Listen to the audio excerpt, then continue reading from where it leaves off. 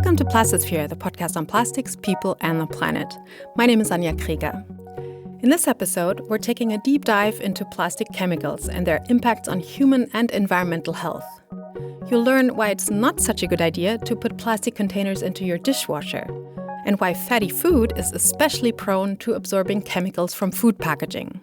We're also discussing a common and mostly misunderstood mantra of toxicology, the claim that it's always the dose that makes the poison. Well, it turns out that that's not always true. We're looking at how some chemicals in plastics can hack our hormone systems, how the political regulation of chemicals is not sufficient, and what we can do about it. In short, we're taking a look at our toxic relationship with plastics and chemicals, why it affects some people more than others, and how we can start fixing it. My guests are Martin Wagner, Professor of Biology at the Norwegian University of Science and Technology NTNU, and Jane Muncke, Managing Director and Chief Scientific Officer at the Food Packaging Forum.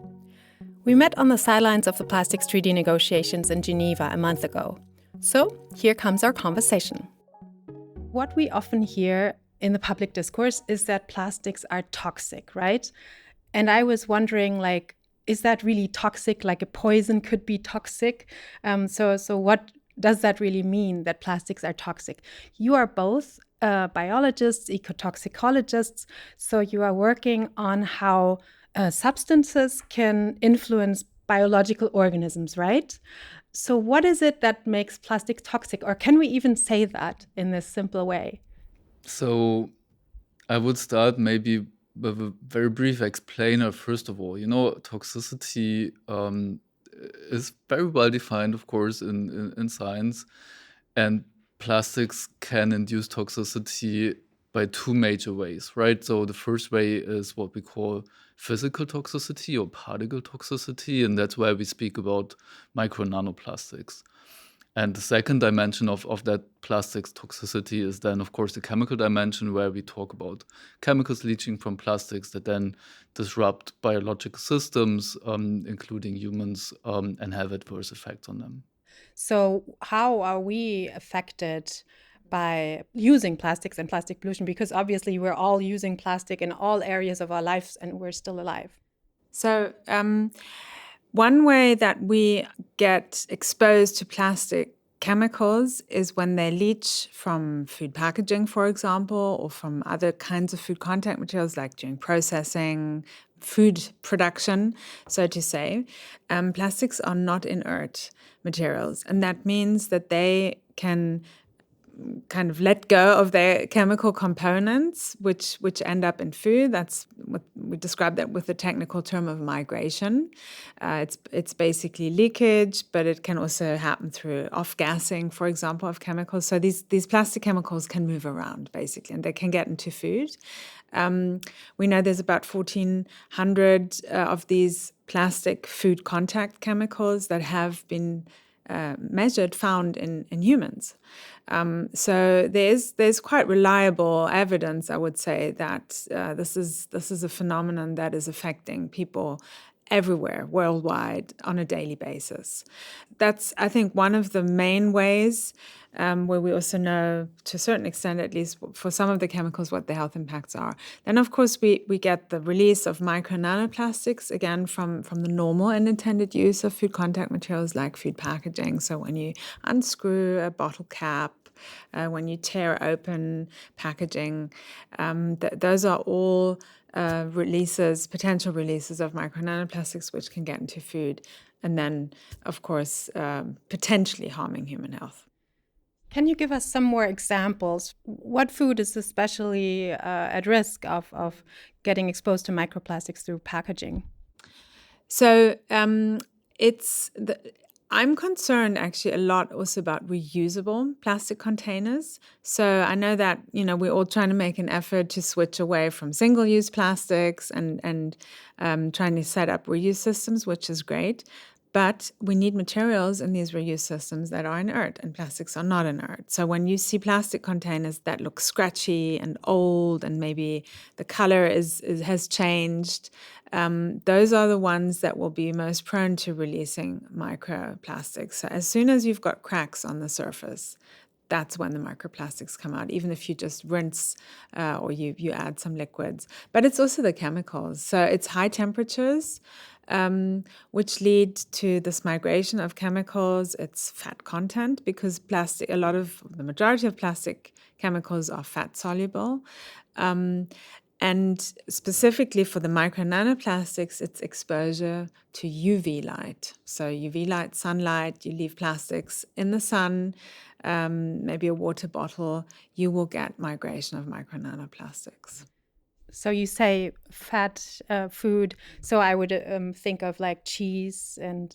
Yeah, those things, yeah. Or even, it doesn't have to be a very high fat content. Oil, of course, that's 100% fat content, but also things like cakes, where you have a bit of fat, butter or whatever you put in your cake. It starts at about 25% fat content of the food. It can be liquid or solid food. You will get virtually all the chemicals that are small enough to migrate and that are fat soluble will be in the food after a certain period of time. And you also mentioned temperature, right? I've read that like microwaving plastics is problematic, and also to put these reusable containers in a dishwasher. Yeah, I would not put plastics in the dishwasher. I wouldn't do that, because that will accelerate the weathering and aging, and then you will really get microplastics, just because of the aggressive chemistry of dishwashing detergents. Microwaving, there's some mixed studies about whether the microwaves actually are, accelerating migration, or if it's just temperature dependent. So I think as a rule of thumb, it's a good idea not to put hot food into plastics, whether you're heating it in a microwave or you pouring something that's hot already into a plastic container. Yeah. Great, that's a good rule of thumb. Thank you. Martin, you've done quite some studies on the number of chemicals that can be present in plastics, and also what we know about them. And I think you just did like an updated version of that, right? So tell us about that. Right. So one of the big questions I think that everybody's grappling with, at least for scientists studying chemicals and plastics, as I do, is like, how many chemicals are there in plastics, right? And there have been a bunch of previous scientific studies on that. We do have a bunch of resources from governments who have compiled evidence or lists of chemicals that can be used in plastics intentionally.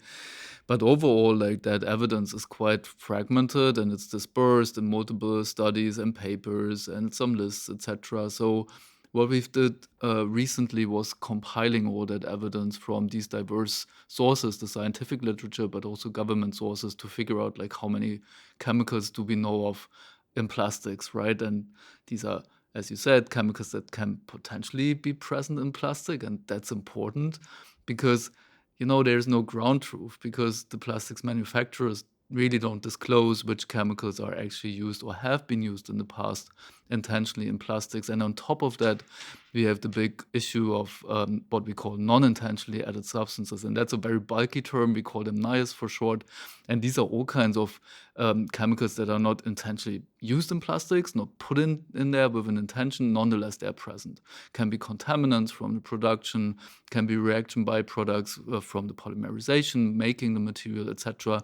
Can be degradation products when you microwave plastics, for instance. So we took on this task of, compiling all the evidence we had into what we call the PlasChem inventory or PlasChem database. And we ended up with more than 16,000 chemicals that can potentially be present in plastics. Most of them are known to be intentionally used, but we also found a bunch of so-called NIAs from the scientific literature. And I think like the bottom line of that compilation is indeed, it's quite many chemicals that can be potentially present in plastics, right? And that represents an issue for science, because studying 16,000 chemicals and the toxicity, for instance, of these chemicals is a very daunting task. But it's also an issue for policymakers, for regulators, and for consumers, right? Because they cannot make sure that all these chemicals are safe to use in food contact materials, for instance. So I think our report really sheds a light on the challenges that we're facing.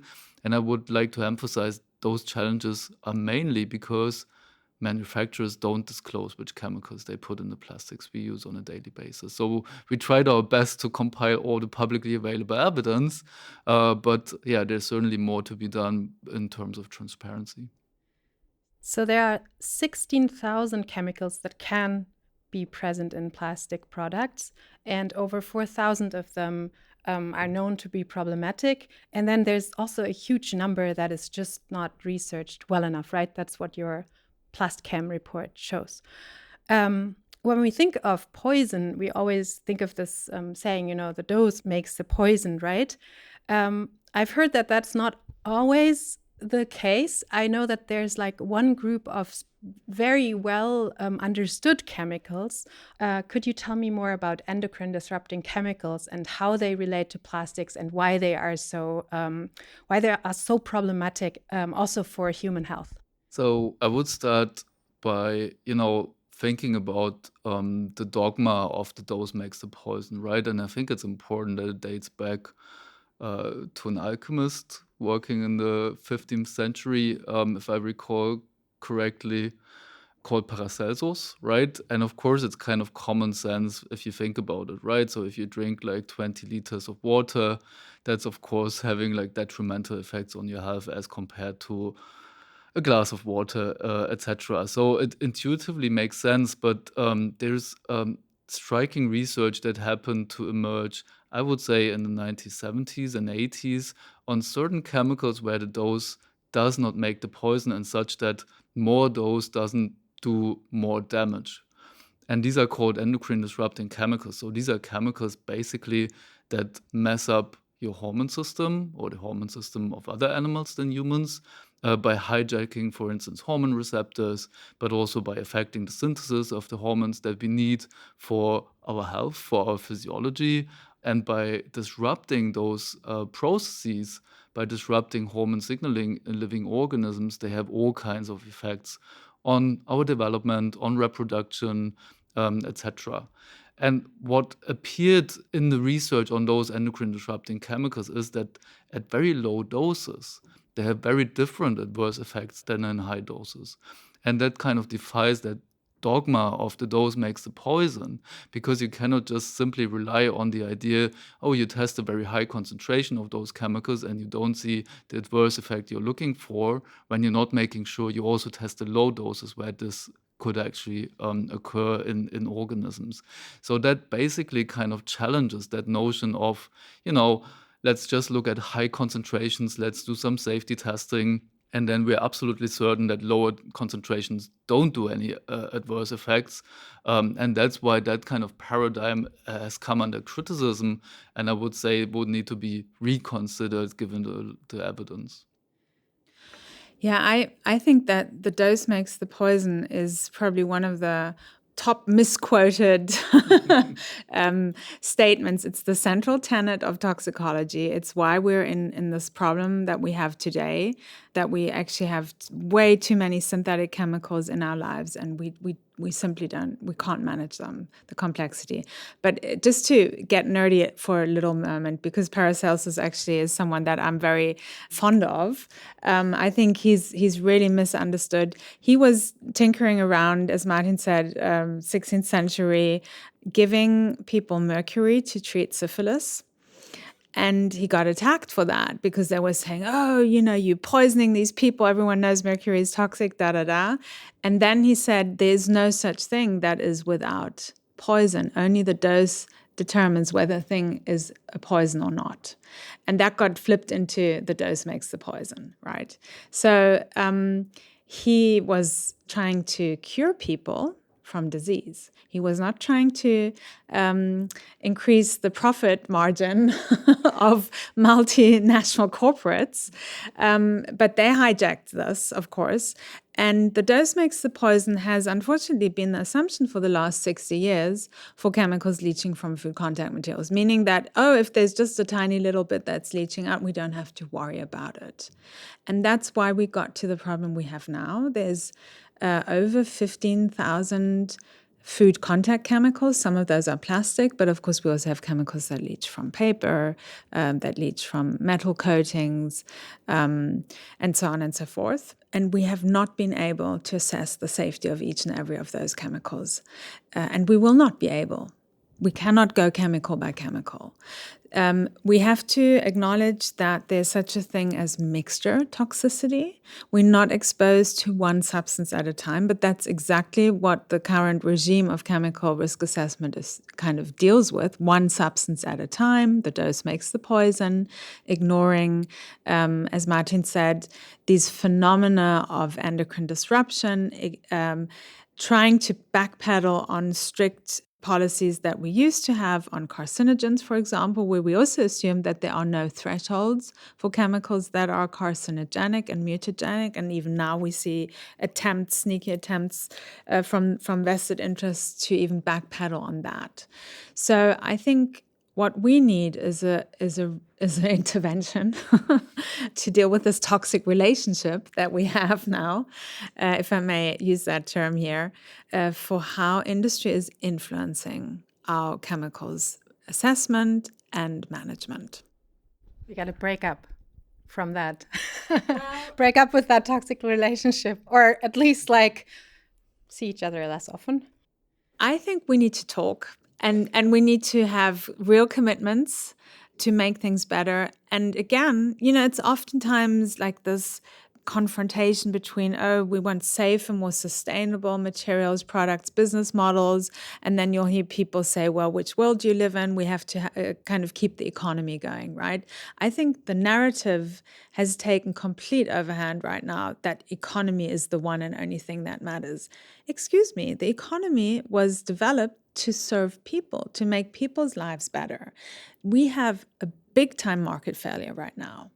On many different levels, with all the subsidies that go into plastic production, the tax cuts. I mean, one could even go so far and look at the Common Agricultural Program with subsidies into unsustainable production of foods, overproduction of foods, destroying natural resources, not thinking about future generations, discounting the future for the sake of short-term profit maximization. And I'm not kind of trying to become like an anti-capitalist spokesperson here.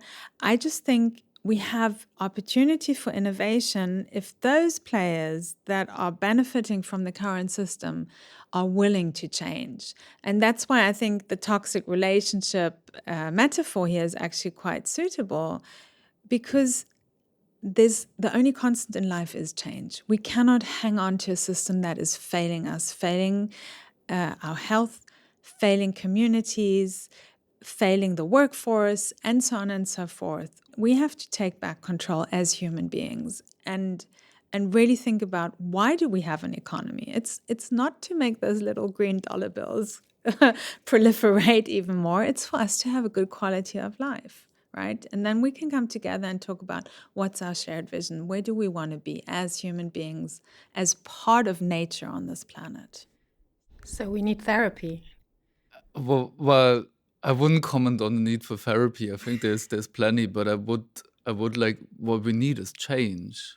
And I would like to circle back to where that kind of toxic relationship originated, and that is the reluctance of plastic producers to change, right? And so there's two means in my perspective by which they are defending their products and have done since the dawn of the plastic age in the 1950s. And one is to what I call colonize the scientific community, right? So the plastics industry and the petrochemical industry was fundamental in creating learned societies, scientific societies that deal with toxicology. And that enabled them to set the agenda of scientific discourse right from the start. And they did so with a very specific purpose, not to promote science and to know more about toxicology. But they were concerned in the 1950s with Rachel Carson's book, Silent Spring, coming out, that pesticides would come under pressure and come under scrutiny. So one strategy they used right from the start is to colonize the scientific community, to get their talking points in, to set the agenda, and we are seeing that till today. The second strategy was even, I would say, more insidious, and that's what's called manufacturing doubt. Right, so right from the beginning of concerns over petrochemicals and over plastics, the manufacturers made sure that the science is in question by, producing counter evidence that they funded, by attacking scientists, intimidating scientists, etc. So these are the two main kind of pathways they used to defend products that they knew were unsustainable and knew they were unsafe right from the start. And what we do need is maybe therapy, but we really need that industry to be open to change, designing better products, stop defending their bad products and bad chemicals, stop attacking scientists, intimidating scientists, manufacturing doubt about the science of plastics and chemicals in plastics. And we need them to invest their capacity, their money into making better plastics. That's crystal clear to me. But changing minds isn't something that happens easily. So maybe some therapy session is warranted. Yeah, and with impacts, right? I just want to mention this study that you were part of that looked at the impact on health that plastics are already having. Maybe we can just give a quick summary of that, of what was in fact the result of decades of not producing change or going through therapy. Well, the health impacts occur across the entire life stages of plastics, starting with extraction of fossil carbon, industrialized processes, cracking, and so on. And fracking also, which has become one of the feedstocks for plastic, where groundwater and drinking water for communities is contaminated with toxic chemicals, exposures during the production, but also fence line communities that are hugely, massively affected by leakage from poorly maintained industrial complexes getting into the air, shutting down schools on a regular basis, some communities with tenfold the cancer rates of the national average. This is really an important aspect. But then, of course, also the exposures during the use phase.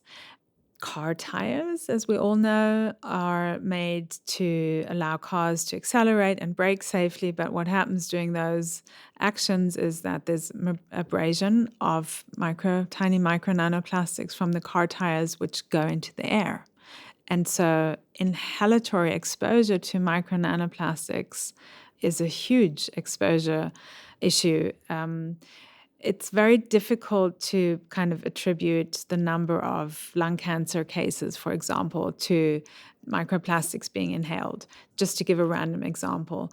But we're seeing increasing evidence in that direction that these things are linked and matter, or the immune system being affected by micro nanoplastics.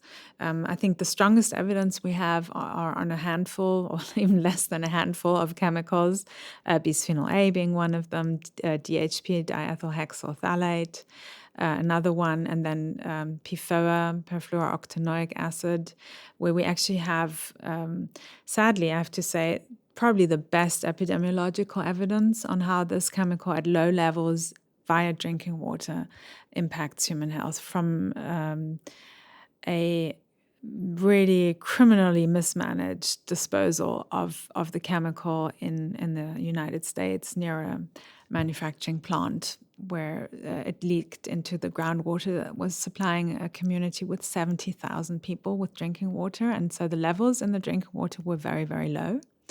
But those low levels led to incredible disease burden, ranging from ulcerative colitis, which is a risk factor for colon cancer, kidney cancer, testicular cancer, and a whole bunch of other confirmed, strongly associated diseases. And then also, what I want to just point out here is that the way we test chemicals today, again, was assuming this dose makes the poison. We are ignoring that it's also the timing that makes the poison. So exposures during fetal development, exposures of the pregnant mother that reach the fetus during development can have detrimental effects even at very low levels. There again are these hormone hacking chemicals, these endocrine disruptors. What we also are seeing are increased incidence rates of certain cancers in younger people. Again, colon cancer is one of them. Breast cancer, of course, on the rise. Testicular cancer, liver cancer rates are going up. So these are all indicators that what we are doing right now to manage chemicals in our societies is not working. At least it's not working for the people. It may be working well for those that are making nice profits. But the bottom line of the Lancet Countdown report that was published in August 2025 is that we have about 1.5 trillion US dollars in external health costs that arise to society. And, it's always a little bit cold to just talk about costs. These are human beings that could be healthy. They're not healthy. They have to seek medical help. They have to, consume pharmaceuticals. And all of that cashes in as GDP. And to me, that is the ultimate cynicism here, that, we don't have an economic incentive actually for prevention of these diseases because it helps our economy to grow and thrive. If people are sick, then, they will request services. Healthy people that are free from anxiety, free from disease, are consuming less. So I think, again, I'm really turning into a spokesperson here, anti-capitalist. I'm not an anti-capitalist, but I do think that we have to deal with market failure. This is a clear sign of market failure, and the economy is not working for people right now. If these are the values that we strive for, namely increased GDP, and we reach that by getting people sick. Right.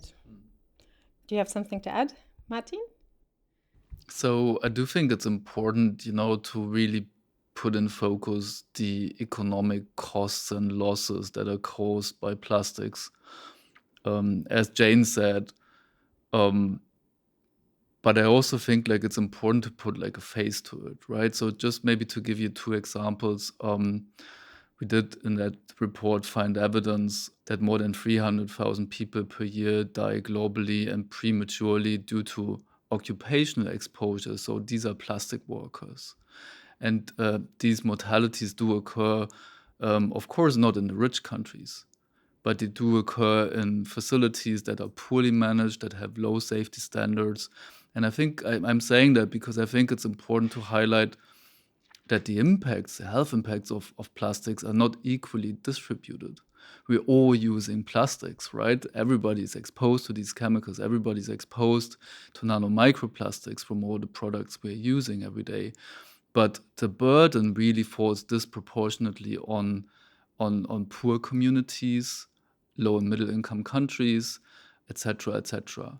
Second example I do want to give is more from not the production maybe of plastics, but more from people using plastic. So we found evidence in studies that exposure to DHP, which is a plasticizer that is quite widely used to make plastics flexible, causes about 400,000 premature deaths, in particular in people that are middle-aged, so from 55 to 64 years old. So 400,000 people die prematurely every year just because of that single chemical that's associated with cardiovascular disease. And we do know cardiovascular disease is the leading cause of death globally amongst them. And again, the burden falls disproportionately on countries that have poor chemicals management. Here in Europe, we're hardly using any DHP anymore in our plastics products, so we're protecting our population.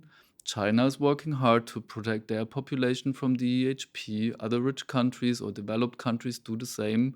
So the burden again falls on disadvantaged communities with low income, with poor protection of health. So just to balance, I feel the 1.5 trillion dollars annual health costs are a big number, but I feel it's important really to put health center to that and really to emphasize people are dying prematurely because of exposures to these chemicals. And the issue is, and that's what really concerns me, the evidence that we collected is very conservative in the sense that we only looked for the best evidence for chemicals that have been researched for decades. What about all the other chemicals? We don't have that type of and level of evidence for. So I think the $1.5 trillion in economic losses is a gross underestimate of the true costs, the true health costs of plastics. Yeah, I completely agree. And, you could then even also say, what about the mixtures of these chemicals that we're exposed to? I mean, mixtures of chemicals that leach from plastic, for example, food packaging, but we're also exposed to chemicals through inhalation, through personal care products, food contaminations, textiles. Exactly. So I agree with Martin that it's a complete underestimate. And that kind of is balanced against the incredible profits that are being made. I think there's another dimension that I want to add here. Cynical people will say, oh, there's too many people on this planet. And, what if we have increasing infertility? That's good because that will limit the number of people that come into this world. And I find that a very unhelpful argument. To me, every child is a hope. I think every human being has their inherent qualities. Every form of life is a miracle. And I think we need people on this world that are smart, that are pro-social, that are willing to collaborate, that have the intellectual, the cognitive abilities to understand the human predicament that we find ourselves in, and that will contribute pro-socially to protecting our planet. There is no planet B.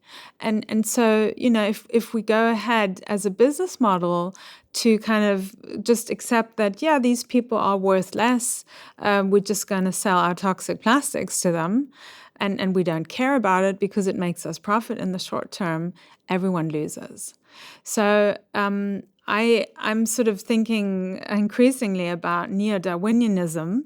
Darwin said survival of the fittest, which basically translates to failure of reproduction of the least fit. That will be enhanced by the pervasiveness of toxic plastic chemicals.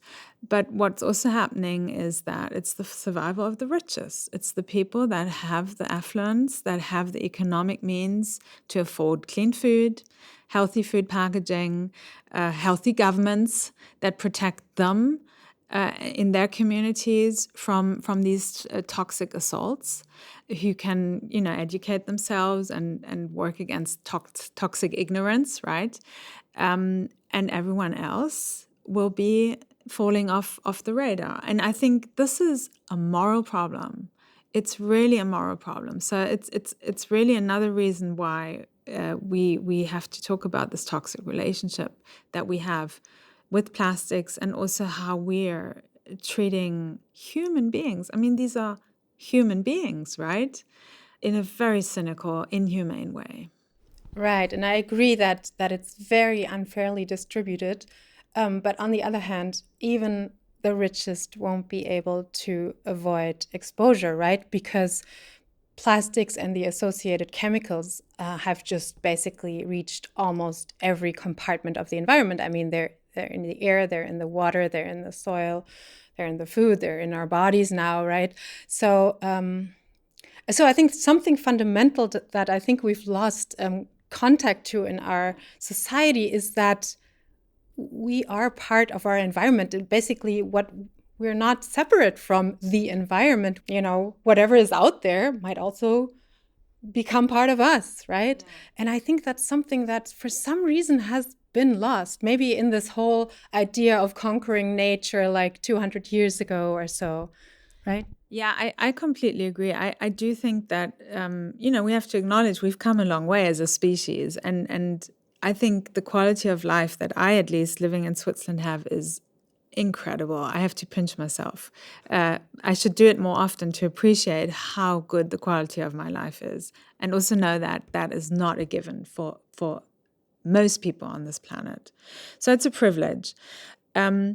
I completely agree with you. We are part of nature, but we're also afraid of nature, I mean, that's kind of also hardwired into our DNA. We've evolved with saber-toothed tigers and mammoths trampling us, and, red berries killing us, and so on. So there is this relationship with nature that is there's also a lot of fear.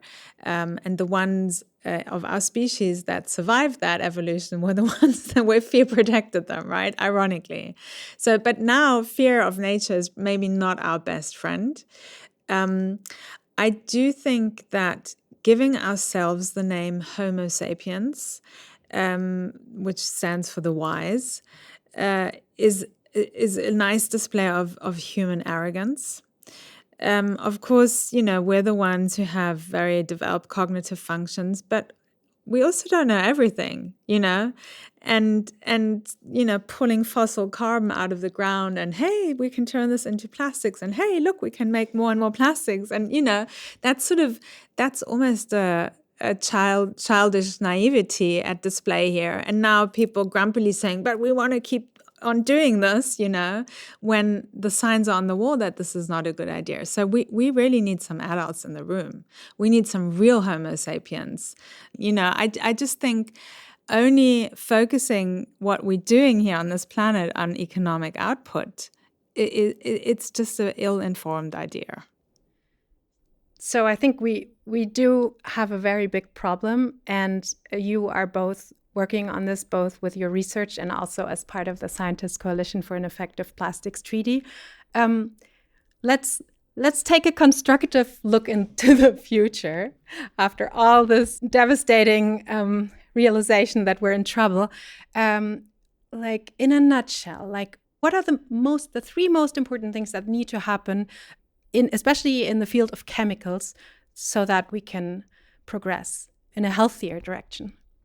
I mean, I would start by saying, and that's not only true for chemicals, but also for plastics or stuff in general, use less and use it longer, right? And I think that's something that we came across when researching and compiling all that science on plastic chemicals. It's just too many.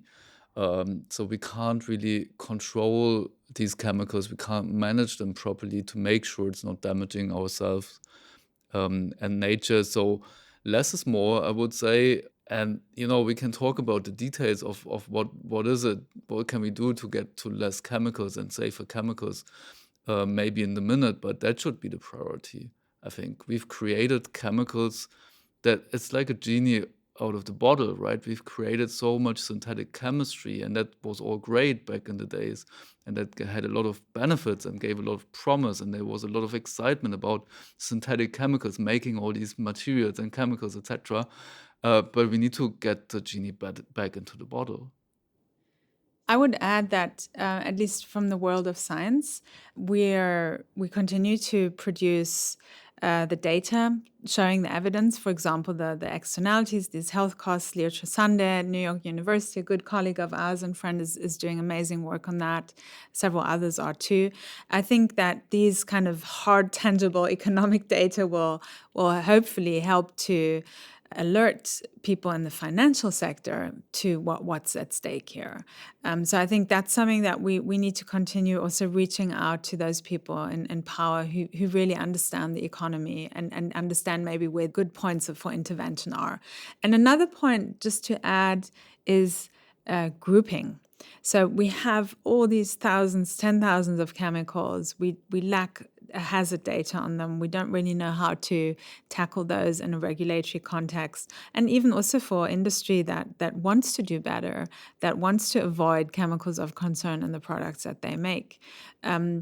It's difficult to navigate that space. So I think grouping is a promising approach. It basically means that we look at chemicals that have similar chemical structures, and we group them together. And the reason why that makes sense is because chemical structures impart functionality. So if you have chemicals that have similar chemical structures, they're very likely to have similar functionalities. Look at the phthalates, for example, the bisphenols, where when bisphenol A was identified as a chemical of concern, people were very fast to put labels on their products saying BPA-free, but then using a different bisphenol. And that's what we call regrettable substitution, because chemical structure similarity also imparts toxicity. And so if you have chemicals that have similar chemical structures, they are very likely to have similar toxicity and similar impacts on living organisms. And so instead of trying to test each and every single one of those 16,325 chemicals we identified in Plaschem, number growing, I need to add, we are now working on approaches to group chemicals. We also have grouping already and groups of concern in the Plaschem report, but we're trying to do that more systematically now also for food contact chemicals so that regulators can have an easier job at getting rid of chemicals of concern. And we see some encouraging developments in the EU where we've now actually managed to deal with PFAS, which are these forever chemicals, persistent parapolyfluorinated alkylate substances, which are being dealt with in the EU as a group. And that is a fantastic development. Great. So we have good news. Thank you so much, Martin and Jane, for all the work that you've done and you're still doing on the topic, and for all your engagement and for being a guest on the podcast. Thank you so much for having us. Thanks, Anya. Great talking with you. This was Plastisphere with Martin Wagner from the Norwegian University of Science and Technology and Jane Muncke from the Food Packaging Forum. Thanks to both of them for sharing their expertise. You can find the reports we talked about in the episode description. That's the Plaschem report and the Lancet Countdown on Health and Plastics. Martin and Jane are both members of the Scientists' Coalition for an Effective Plastics Treaty, which offers some great overviews on the plastic pollution problem and solutions on their website. All links are in the show notes. Plastisphere is an independent podcast which I produce in my free time without budget. If you like this episode, please support the production with a small donation and with a nice review on your favorite podcast platform. If you have any questions, send them to me, anya@plastisphere.earth. There'll be more interviews coming soon, so subscribe if you haven't. Have a great week and see you soon.